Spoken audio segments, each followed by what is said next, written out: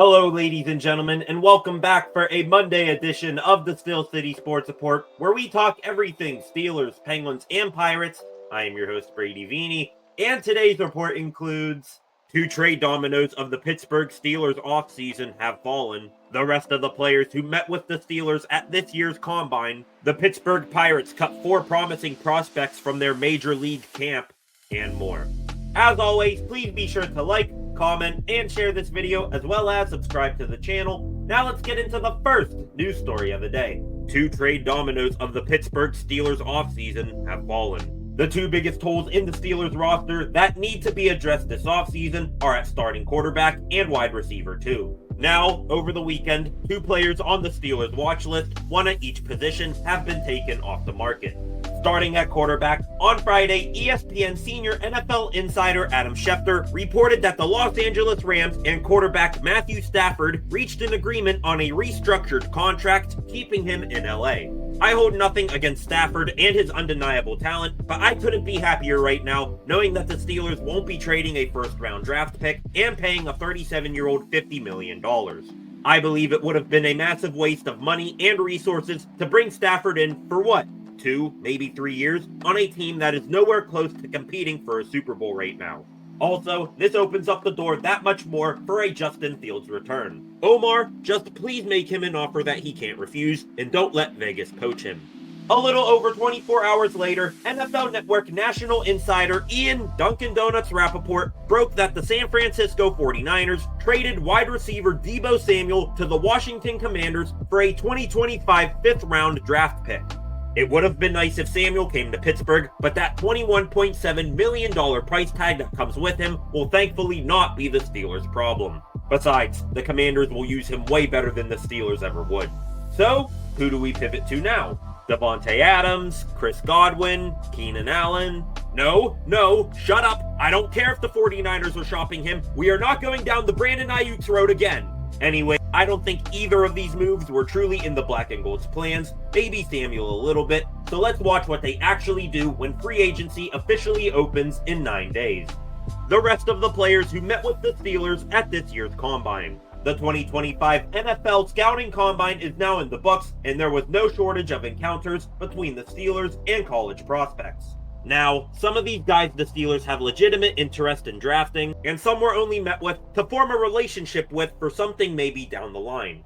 In addition to these 25 players that have already been covered on this channel, the rest of the players who met with the Steelers, and there were a lot of them, are Mississippi quarterback Jackson Dart, Ohio State quarterback Will Howard, Minnesota quarterback Max Brosmer, Ohio State running back Trevion Henderson, Ohio State running back Quinshawn Judkins, North Carolina running back Omarion Hampton, Iowa running back Caleb Johnson, Tennessee running back Dylan Sampson, Texas running back Jaden Blue, Oregon running back Jordan James, Kansas State running back DJ Giddens, Rutgers running back Kyle Manangai, TCU wide receiver Jack Besh, Miami wide receiver Xavier Restrepo, Las Vegas wide receiver Ricky White, Colorado State wide receiver Torrey Horton, TCU wide receiver Savion Williams, Mississippi wide receiver Jordan Watkins, Arkansas wide receiver Andrew Armstrong, Oregon wide receiver Trayshawn Holden, Clemson tight end Jack Brenningstool, Pitt tight end Gavin Bartholomew,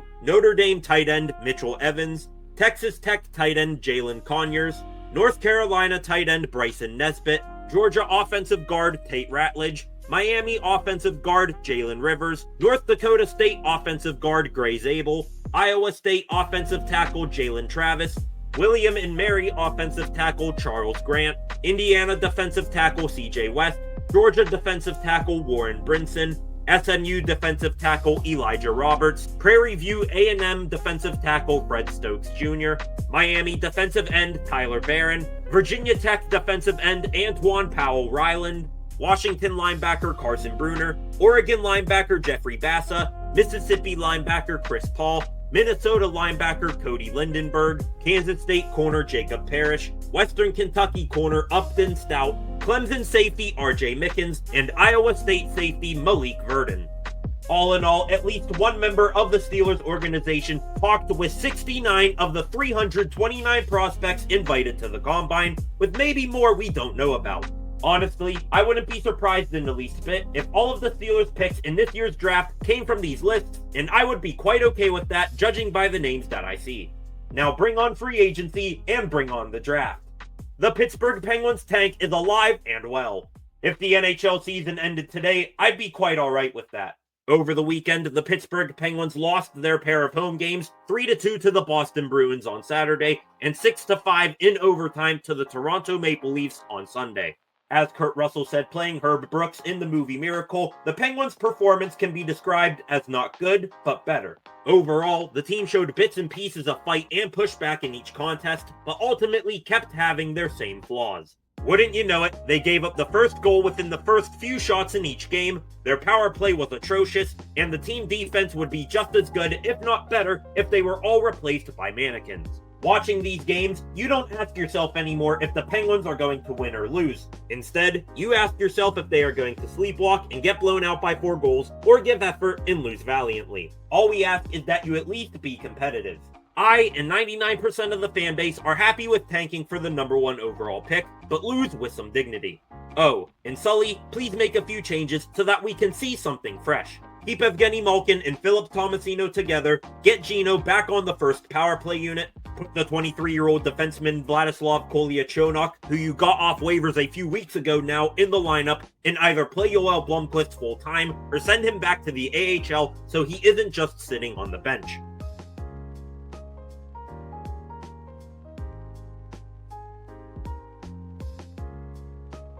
One more thing, congratulations to Sidney Crosby for moving into the top 10 all-time for assists in NHL history, and to Rickard Rakell for recording your 500th career point.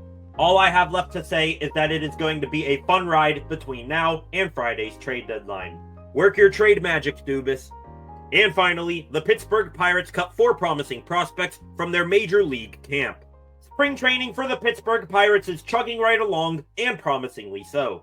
Since we last met, the Bucks played 3 more games, defeating the Tampa Bay Rays 3-2 on Friday and the Baltimore Orioles 5-2 on Saturday, but fell to the Detroit Tigers 10-4 yesterday.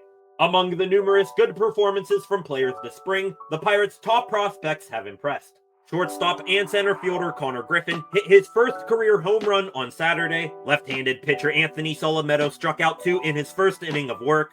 Second baseman Termarr Johnson flashed potential of moving up the Pirates' farm system, and third baseman Jack Brannigan showed great defensive skills. However, unlike some other leagues, these kids had no chance of making the major league roster this year.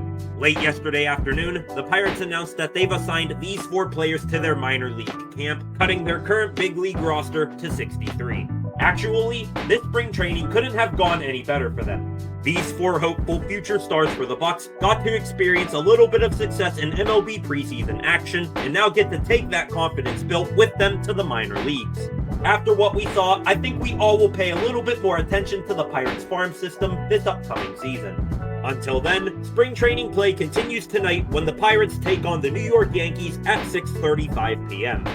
And with that, ladies and gentlemen, that wraps up a Monday edition of the Steel City Sports Report. Again, please be sure to like, comment, and share this video, as well as subscribe to the channel. Thank you all for watching, and I will see you guys back here tomorrow with some more Pittsburgh sports news.